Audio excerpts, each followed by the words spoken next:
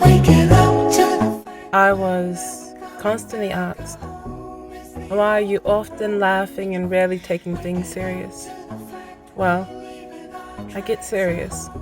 I just don't continue to look at things in a childlike manner, like getting angry over simple happenings that could be comprehensible to discuss. I also understand that your question doesn't describe me, it's only just your opinion. Because I experience life differently. I've almost had my body in the ground, and my prison was a personal confinement built within me. Although I didn't hold myself accountable for a sentence, I needed to understand why the things I would envision as. My jailer was my thoughts. My bars was my fear and anxiety. My shackles was made out of worry, and my chains were burdens that I had not yet addressed, seeing how the mild smoke that clouded bad memories had no comparison to how many blunt turns it took to get there. Like how I went ahead and left myself in the wrong hour, as my walls was made out of doubt, feelings, and emotions, although I always knew I had the power to control them, yet instead only wrote them, leaving the things that now makes me a mystery. Because my weakness is kept backstage, but my strength can always capture the attention, seeing I had a moment where I've wasted everything for everyone. Even my relationships will have many years of happiness before ever being broken. And at that time, I just didn't know how to restore them. So my reactions were determined by the dominance I had to show so. While I was still learning how to manage and control, my laughter was my escaping hatch after the hurt from words that was occasionally spoken. I was confident that love would periodically save me until I love you was sometimes used as a game for a short moment, but then my cell was made of hatred.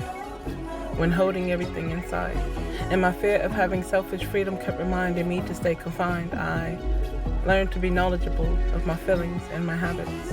Even though I know I could be my own worst enemy, it felt right because sometimes I was my own greatest obstacle. See, I was already pre-equipped to do everything with a smile.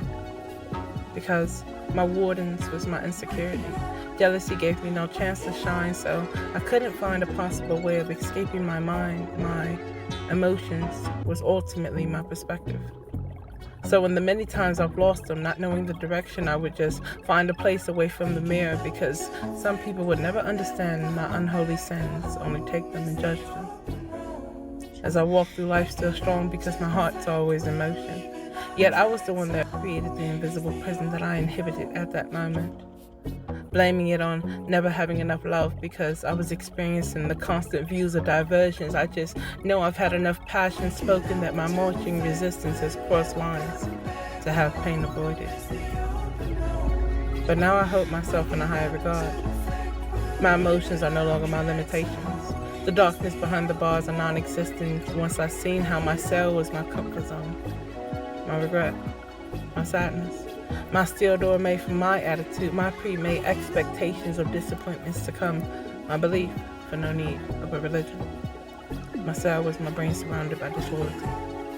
Yet my life has always been what I make of it, and I am the only one who has the keys to unlock any door in me for my heart's belief, choices, and desires. See, I stand free from the cage that has always kept the door open, while I continue to walk into a better me that I know is more worth it.